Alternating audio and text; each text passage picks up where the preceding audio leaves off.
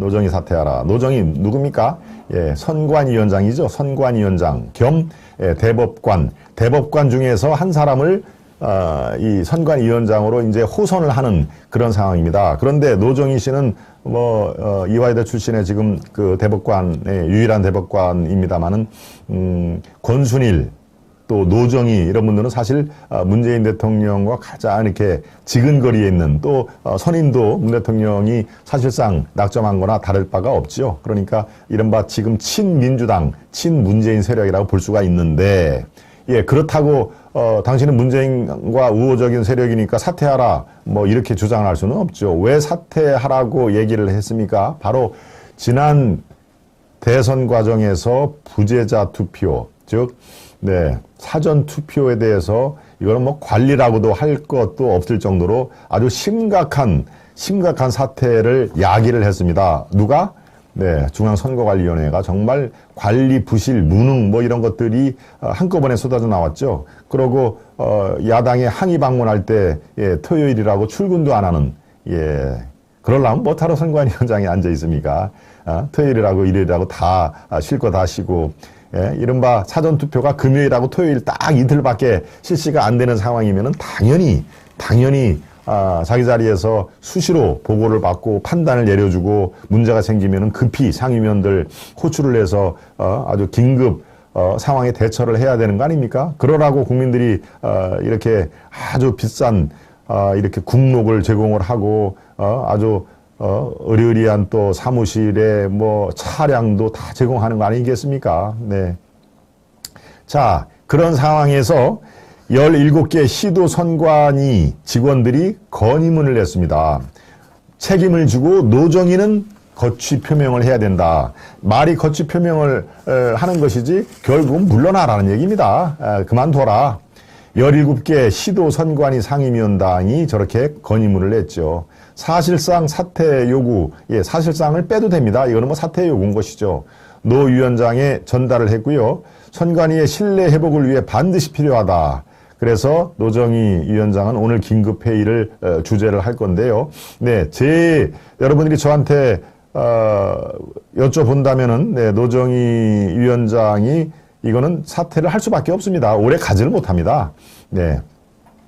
청와대에서 안 된다. 당신마저 없으면 안 되니까 끝까지 선관위 지켜라 라고 얘기를 할 수는 있어도 아마 본인이 사퇴를 조금 일찍 사표를 쓰거나 아니면 조금 늦게 사의를 표명하나 요 문제지 결국에는 중앙선거관리위원회에서 나올 수밖에 없는 겁니다. 대법관은 이제 이거하고는 별도니까 대법관은 지키려면 지킬 수가 있겠습니다만은 노정희 선관위원장은 그 시간 문제지 바로 사퇴를 할 수밖에 없다라고 제가 기자생활 30년의 그 촉을 녹여서 여러분들께 논평을 해드립니다. 버틸 수가 없습니다. 삼머루님이 들어오셔가지고 길게 말씀을 지금 백신 관련 큰 기여를 해주신 아시아투데이 김동원 박사 수고하셨습니다. 똑순이 김은혜 교수도 수고했습니다. 김은혜 교수. 지금 어디 연수 갔다는 거는 저희 방송을 통해서 알고 계실 테고요. 노정희는 함량 미달입니다. 보리수님. 바로 그렇습니다. 지금 상황에서 버틸래야 버릴 수도 없는 상황이라 언제 노정희라는 그 인물을 중앙선관위 관련 뉴스에서 안 보게 될지 아마 여러분들은 곧 그렇게 될 거라고 저는 논평을 해드립니다.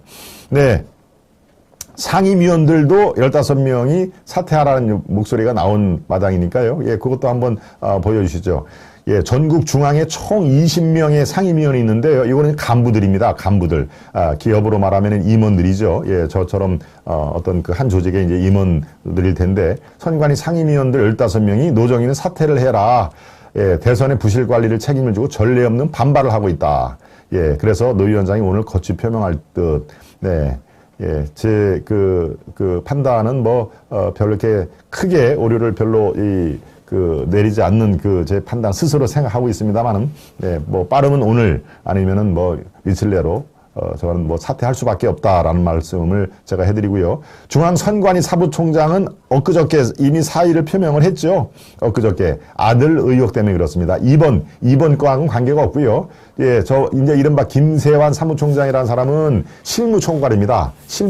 실무를 다이가 이제 총괄하는 사람인데 어제 그저께 갑자기 사의를 표명했습니다. 사표를 냈는데 그러면 이번 그 부실 관리 책임을 두고 노정이 대신 사표를 낸 건가라고 하는 그렇게 생각을 하실 수도 있겠습니다만 그건 아닙니다. 아들 취업 문제로 지금 구설수에 오르는 그거를 표면적인 이유로 사퇴를 한 겁니다. 아들을 또 어디에다가 취업을 시키는데 그게 한번 볼까요? 본인이 억울할지도 모르니까 내용을 조금 보겠습니다. 네, 한번 보시죠. 저 밑에 그러나 선관위 주변에서는 최근까지 지방선거를 성공적으로 매듭짓겠다는 뜻을 밝혀온 김 사무총장이 갑자기 사의를 표명한 것은 아들 논란 때문이다. 그런 말이 나온다. 김 총장의 아들은 강화군청 공무원으로 재직하다 김 사무총장이 선관위 사무차장이던 2020년 2년 전이죠. 2년 전에 인천시 선관위로 이직했다. 이 같은 이직 과정과 승진, 해외 출장에서 특혜 논란이 제기됐다. 그렇군요. 네.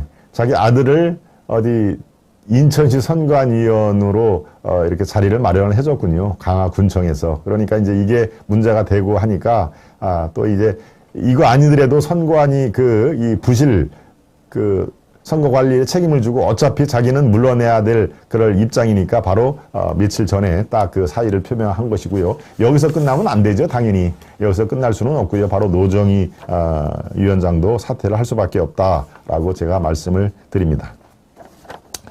네. 사람 하나 바꾼다고 선관위가 바뀌기 하겠습니까? 포이즈님 말씀이 그렇습니다. 그렇지만 일단 책임을 지는 모습은 필요하다. 반드시 사람 하나 딱 바꾼다고 그 선관위의 시스템이 바뀌지는 않으니까. 그렇지만 만약에 저 책임 있는 그 위원장이라든가 사무국장을 안 바뀌면 어떻게 되겠습니까? 안 바뀌면 이렇게 해도 사람은 안 바뀌구나라고 더 이 조직 회의, 이런 거, 근무기강, 이런 것 뿐만이 아니라, 저렇게 해도 되는구나라고 하는 그런 나쁜 선례를 주는 것이죠. 그러니까 반드시 책임자는, 책임을 져야 마땅하다. 그런 말이 그래서 나오는 겁니까? 일벌백계. 그래야 후임자들도, 이렇게 하면 이게, 나갈 수밖에 없는, 쫓겨날 수밖에 없는 상황이다라는 것을 바로 이렇게 딱, 선례로 남겨놓아야 될 필요가 있는 것이죠.